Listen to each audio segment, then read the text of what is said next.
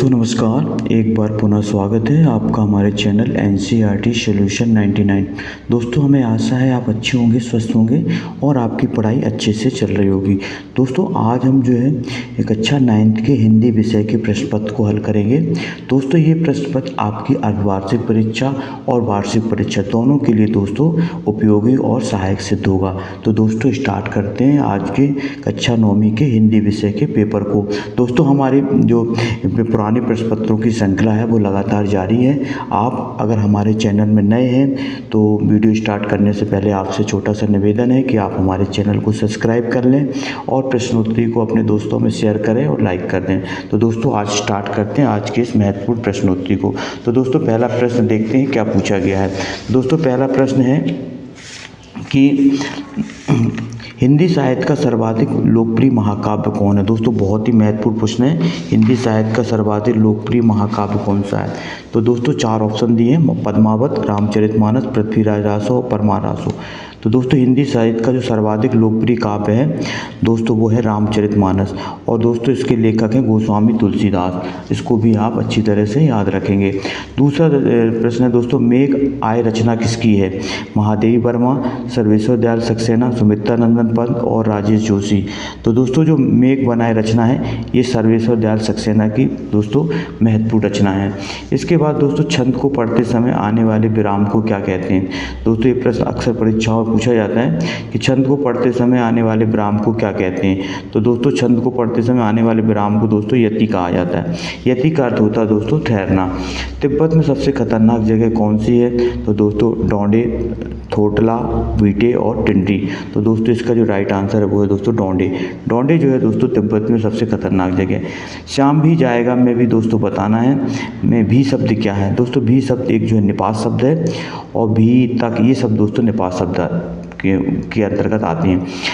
दोस्तों, क्रिया में जो है किसी काम का करना या होना पाया जाता है और विशेषण में किसी संज्ञा या सर्वनाम की विशेषता बताई जाती है।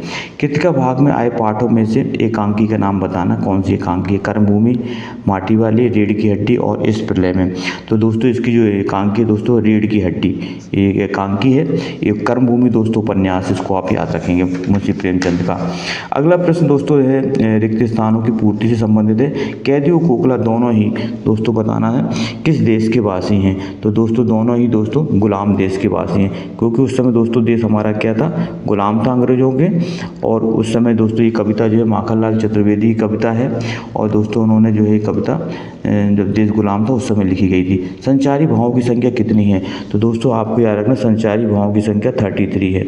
इसको आप अच्छी तरह से याद। जबकि दोस्तों स्थायी भावों की संख्या 9 है और रसों के अंगों की संख्या 4 है। दोस्तों, महाकाव्य में जीवन का आंशिक या संपूर्ण चित्रण होता है। तो दोस्तों, महाकाव्य में जीवन का दोस्तों संपूर्ण चित्रण होता है। इसको आप याद रखेंगे, संपूर्ण। महाकाव्य में जीवन का दोस्तों संपूर्ण चित्रण होता है। लेख का महादेव वर्मा के बाबा फारसी और दोस्तों किस भाषा के दोस्तों जानकार थे। तो फारसी और दोस्तों उर्दू के जानकार थे। किसके। फारसी और उर्दू के जानकार थे। उपहास शब्द में दोस्तों बताना कौन सा उपसर्ग है। तो उपहास का दोस्तों अगर हम विग्रह करेंगे तो दोस्तों होगा उप प्लस हास। तो दोस्तों इसमें उपसर्ग का प्रयोग किया गया है। इसके बाद उर्दू में तालीम शब्द का अर्थ क्या होता है। दोस्तों, उर्दू में जो तालीम शब्द का अर्थ होता है वो होता है दोस्तों शिक्षा। शिक्षा का अर्थ दोस्तों तालीम होता है। इसके बाद दोस्तों निम्नलिखित कथनों की समझ सत्य व असत्य लिखना है। सत्य और असत्य बताना है। दोस्तों, ईश्वर काबा कैलाश में मिल सकता है। दोस्तों, ये असत्य है। ईश्वर जो है काबा कैलाश में नहीं है, हमारे दोस्तों अंदर ही भगवान है और हम दोस्तों उसको यहाँ वहाँ ढूंढने का प्रयास करें। दोस्तों, कबीर से संबंधित प्रश्न है ये। तो दोस्तों ये क्या है, इसका आपका असत्य है दोस्तों। दूसरा प्रश्न है दोस्तों कि संकट सागर में रूपक अलंकार है। तो दोस्तों, संकट सागर में होगा संकट रूपी सागर। जहाँ दोस्तों रूपी शब्द का प्रयोग होता है वहाँ दोस्तों रूपक अलंकार होता है, इसलिए दोस्तों ये सत्य है। तीसरा है लड़की की माँ मर चुकी थी। दोस्तों, ये सत्य है। लड़की की माँ क्या हो गई थी, मर गई थी। ये दोस्तों आपके चैप्टर से संबंधित प्रश्न है। सालेम अली को उम्र की सदी का पहुँचने में थोड़े ही दिन बचे थे। तो दोस्तों बताना, तो दोस्तों ये सत्य है। इनका जो है थोड़े ही दिन बचे थे। इसके बाद उत्थान का विलोम उन्नति। दोस्तों, उत्थान का विलोम उन्नति नहीं होता है, उत्थान का विलोम पतन होता है। तो दोस्तों ये क्या है, असत्य है। इसके बाद रामस्वरूप दकनिया कुशी ख्यालातों के थे। बताना दोस्तों, रामस्वरूप दकिया नूसी ख्याल। तो दोस्तों ये असत्य है। इसके बाद दोस्तों सही जोड़ी का मिलान करना, सूफी संत, मुक्तक काव्य, बुद्धिहीन प्राणी, सोफा लोटा डिबिया करना। तो दोस्तों सूफी संत में आएंगे आपके जायसी सूफी संत है 100। मुक्तक काव्य के दो दोस्त के अंतर्गत आते हैं कबीर के दोहे। बुद्धिहीन प्राणी में दोस्तों आपका आ जाएगा गधा। गधा क्या है? बुद्धिहीन प्राणी है एक। भूमि का दोस्तों हम बोलते हैं पर्यायवाची धारा। और शोभा लोटा डिबिया ये दोस्तों हैं आपके देशज शब्द, इनकी उत्पत्ति देश में ही हुई है। कर्नाटक का छोटा जो कस्बा है दोस्तों वो है बागलकोट। तो दोस्तों ये थी सही जोड़ी। दोस्तों अगर आप हमारे चैनल में नए हैं और दोस्तों तो आप हमसे एक विनम्र अनुरोध है कि आप हमारे चैनल को सब्सक्राइब कर लें और दोस्तों इस प्रश्नोत्तरी को शेयर कर दें। दोस्तों आपका एक सब्सक्राइब और एक लाइक हमें नया मोटिवेशन देता है। हम इसी तरह आपके लिए दोस्तों नए नए वीडियो दोस्तों आपकी तैयारी में आपका दोस्तों सपोर्ट ही हमें दोस्तों प्रेरणा देता है और हम आपके लिए दोस्तों इसी तरह नए नए वीडियो लाते रहते हैं। कवयित्री ललिता दत्त का घर जाने की चाह से क्या तात्पर्य है दोस्तों बताना है। ये प्रश्न क्रमांक 5वें में। तो दोस्तों जो चाह है परमात्मा से मिलने की इच्छा, इसका आंसर होगा दोस्तों परमात्मा से मिलने की इच्छा। परमात्मा से दोस्तों एक कश्मीरी कवित्री थी, परमात्मा से मिलने की इच्छा। मेघ आए वन ठन की पंक्ति में दोस्तों कौन सा अलंकार है दोस्तों बताना। मेघ आए वन ठन की पंक्ति में कौन सा अलंकार है? तो दोस्तों इसमें दिया मानवीकरण अलंकार का प्रयोग किया है, मानवीकरण। साहित्य पुरखे किसे कहा गया? तो दोस्तों साहित्य पुरखे कहा गया मुंशी प्रेमचंद को। इनको दोस्तों कथा सम्राट या कहानी सम्राट के नाम से भी जाना जाता है। इन्होंने दोस्तों 300 से ज़्यादा कहानियाँ लिखी जो इनके मानसरोवर में संग्रहित हैं। लोक में प्रचलित उक्ति क्या कहलाती है? तो दोस्तों लोक में प्रचलित उक्ति कहलाती है लोकोक्ति। इसको आप याद रखें। लोकोक्ति को दोस्तों कहावत भी कहा जाता है। साक्ष्य पत्रिका के विशेषांक का नाम क्या था? तो दोस्तों साहित्य पत्रिका के साक्ष्य पत्रिका के विशेषांक का नाम था साहित्य विशेषांक। इसके बाद दोस्तों लेखिका मृदुला की परदादी ने मंदिर में जाकर क्या मन्नत मांगी थी? दोस्तों पूछा गया लेखिका मृदुला की परदादी ने मंदिर में जाकर के तो दोस्तों अपनी पुत्रवधू के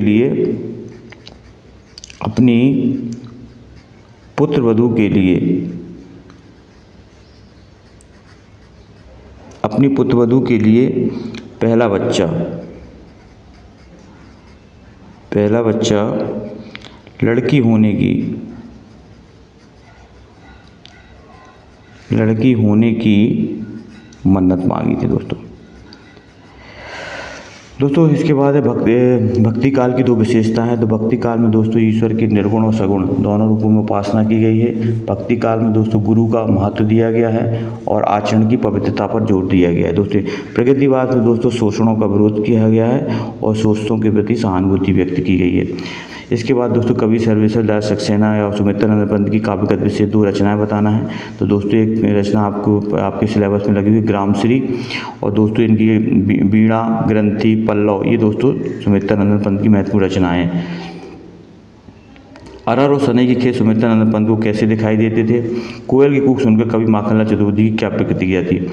आपने अपने शहर में बच्चों को कहाँ कहाँ काम पर जाते देखता है?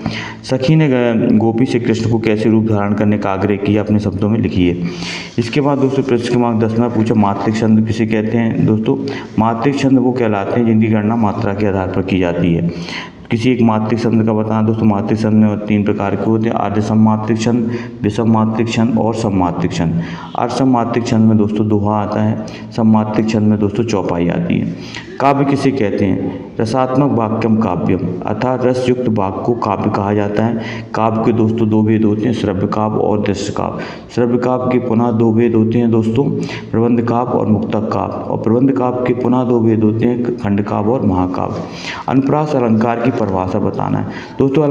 अनुप्रास अलंकार वहाँ होता है जहाँ पर कोई वर्ण एक से अधिक बार प्रयोग होता है, तो दोस्तों वहाँ पे अनुप्रास अलंकार होता है।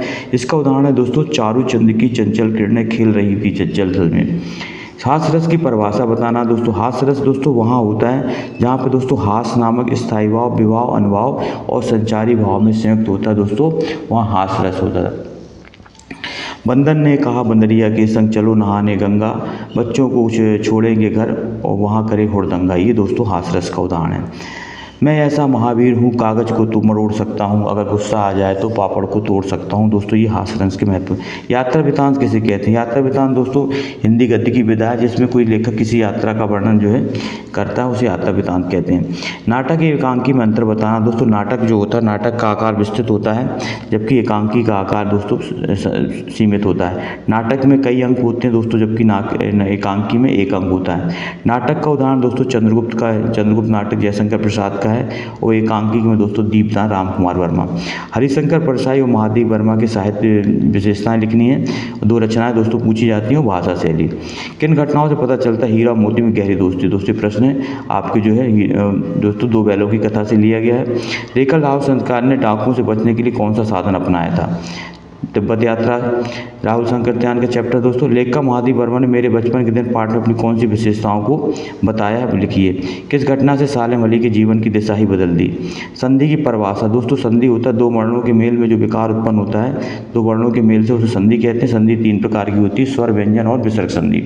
तत्सम शब्द क्या? तत्सम शब्द दोस्तों वो शब्द होते हैं जो सीधे संस्कृत से लिए गए हैं, वो तत्सम शब्द कहलाते हैं। जैसे हाथ का हस्त होता है, कान का कर्ण होता है दोस्तों, केला का कदली होता है।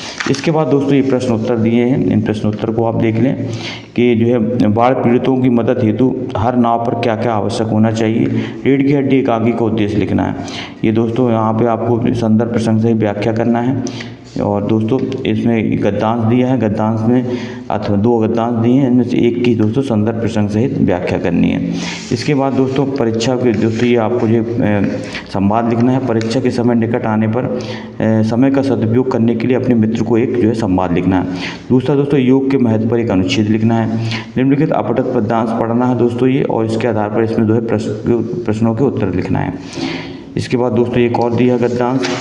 इसके बाद दोस्तों आपने एक पत्र दिया है जिसमें अपनी प्राचार्य को शाला शुल्क से मुक्ति हेतु आवेदन पत्र लिखना है, और बड़े भाई के विवाह में सम्मिलित होने के लिए अपने मित्र को एक आमंत्रण पत्र लिखना है। इसके बाद दोस्तों प्रश्न क्रमांक 23 जो अंतिम प्रश्न है उसमें पूछा गया है, एक निबंध लिखना है। जीवन में खेलों का महत्व, जल संरक्षण, पर्यावरण प्रदूषण, कारण एवं निदान, मेरी पुस्तक और आदर्श विद्यार्थी के गुण। तो दोस्तों इनमें से किसी एक विषय पर सारगर्भित निबंध लिखना। तो दोस्तों ये था आपका प्रश्न। आई होप यू दोस्तों आपको ये प्रश्न पसंद आएगा। बट आप कमेंट सेक्शन में अपनी प्रतिक्रिया अवश्य दें, और आप बताएं कि आप हमारा सपोर्ट करें, ताकि हम आप जैसा आपका सपोर्ट रहेगा उसी तरह हम प्रश्न पत्र लाते रहेंगे। दोस्तों आपका दिन शुभ हो। आप हमारे चैनल को सब्सक्राइब कर लें। आपका दिन शुभ हो। वंदे मातरम। जय हिंद दोस्तों।